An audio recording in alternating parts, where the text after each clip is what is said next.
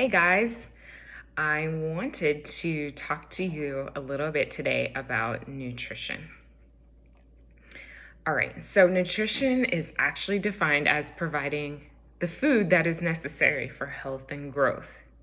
Now, the requirements vary based off of your age, your gender, but for the sake of time and audience, I'm just going to focus on adults. So, evidence demonstrates that a healthy dietary pattern is beneficial for your heart, for obesity, for type 2 diabetes, bone health, and certain types of cancer. So this includes a diet that's high in vegetables, fruits, legumes, whole grains, yes, whole grains, low or no fat dairy, lean meats, unsaturated fats, and minimal processed foods. Here in the US today, everything is processed, then reprocessed. So that's very difficult, but it can be done. Adults need an estimated 1,600 to 2,400 calories per day for females, and for males, it's 2,000 to 3,000 calories. Based on your physical activity. So if you're not doing physical activity, you don't need to be on the top end of the scale. More than 50% of adults, though, are living with one or more chronic disease, often related directly to their poor quality of diet and physical inactivity. So we need to do better, and we want to focus on increasing and providing nutrient-dense foods and beverages to provide vitamins and minerals with little added sugars, saturated fat, and sodium as best as we can. So it's recommended that you have 3 cups of vegetables, 2 cups of fruit, 5 ounces of protein, 6 cups of grains, and 3 cups of dairy. Nobody's gonna remember all those things. But most Americans do not have enough calcium, vitamin D, fiber in our diets. But we exceed the limit very quickly and easily for saturated fat and sodium. Added sugars are found in foods, especially beverages. Like, we drink so many calories, so many. And there's no nutritional benefit in most of the things that we drink. So we just have excess calorie intake and no nutrients. So let's talk about breakfast first. So many people skip breakfast and it breaks my heart. The most common breakfast foods are 31% of people eating cereal, 20% eat eggs, 10% eat like muffin, toast, or bagel. If people eat it at all, for most people, it's just coffee. 54% of adults younger than the age of 55 actually eat breakfast. And as you get older, the numbers actually increase, but I think personally that's because they're retired and actually have time to eat breakfast, not have to get kids ready and rushed off to work. So there's more time for them to eat breakfast. It's one of those things you're just gonna have to plan, people. You're gonna have to plan. Because if you don't set a plan, then you plan to fail. So the average American eats breakfast just 3 times a day. 3 times a week. And though this meal really helps fuel your body for the day and your brain, and it helps to regulate your hunger and decreases your snacking throughout the day. So we want to aim for balanced options. For example, if you want to have oatmeal with blueberries, with flax or chia seeds sprinkled on it, or toast with peanut butter and a banana, avocado toast with egg on the top. When you take the time to eat breakfast, it makes it easier to meet your vitamin and nutrient needs for the rest of the day. And you have a tendency to eat better and have better nutrients just in general. When you want to think of a healthy plate, so a circle, cut it in half and then cut it in half again. So 1 whole half of your plate would be fruits and veggies. A quarter goes to protein and a quarter goes to carbs.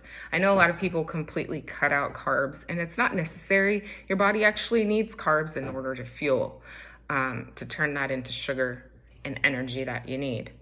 We're aiming for whole, unprocessed foods, and it may require you to meal prep. Spend an hour on Saturday cooking up meats and freezing vegetables. You don't have to put together the whole entire meal, but just making the parts so that when 5 o'clock rolls around, you're not scrambling to try to figure out what you're going to eat. And so instead you eat fast food. This is the problem. We don't set a plan. We don't make a plan, so we plan to fail. That's exactly what you're doing. Another important consideration is your liquid calories. Like I mentioned, when you drink calories, you don't take calories out from your food somewhere else in order to accommodate those liquids. So you just drink in excess. It's just added on top of. And your body does not feel full from drinking lemonade because you're not getting any nutrients out of it. And your body doesn't suppress ghrelin, which tells us when it's time to stop eating or when you're full. So it doesn't cause that to happen. So we still feel hungry. Like a 12 ounce of soda, and no one drinks a can. No one drinks a can, we drink a bottle, right? But the can has like 150 calories. And don't think it's any better when you drink fruit juices and teas, sweet tea, energy drinks, and regular beer. Let's just be honest. They all have similar calorie count, 120 to 150 calories in 12 or 8 ounces, depending on what it is. I'm going to tell you that your favorite Starbucks drinks have so many calories. Caramel macchiato, 200 calories. White chocolate mocha, 400 calories. Now, this is just a tall. No one gets a tall. Everyone gets a grande or a venti. So you're drinking like 800 to 1,000 calories when you're getting a venti. Yuck. So bad for you. Oh, by the way, it has 53 grams of sugar. It's crazy. That's enough to make you want to brew your coffee at home and make better choices. You also need to be drinking water. Let's be honest, most people not drinking the amounts of water that they need. Hydration is super duper important. Your body is made up 60% of water, and it plays a huge role in your psychological functions, your cellular function. It helps with nutrient transport, getting rid of waste. It helps regulate your temperature by sweating or shivering. It helps lubricate your joints. It also helps in your digestion. Like I said, helps remove the waste. You know what I'm talking about. You need water for that to happen. Dehydration can lead to fatigue and decreased energy levels. Proper hydration makes your skin look beautiful. People are always asking me about my skin. I'm like, I drink a gallon of water a day. Yes, you got to do it. And it helps prevent kidney stones and UTIs and constipation. So the amount of fluids that you need to be drinking a day is different based off of your age, your gender, whether you're pregnant or breastfeeding as well. Also, how much physical activity you're doing. But typically, if you want to come up with a number of ounces that you need per day, you take your weight in pounds and multiply that by 0.5. And that's how many ounces you are per day, need to drink per day. So if you weigh 200 pounds, you multiply that by 0.5, or you cut it in half, and you get 100 ounces. So that's how many ounces of water you need to be drinking per day. So in those 16-ounce bottles of bottled water, if you do that, you'd need to be drinking like 8 or 9 of those a day. So bottoms up. Your body is a temple. You can't put junk in the temple and expect amazing fruit to come out of it. Let's be honest. If you plant a seed in the ground that's busted, that is broken, do you really expect to get good fruit? Do you even expect it to blossom? If you don't water it, you just put the seed in the ground and don't water it, what happens? Nothing.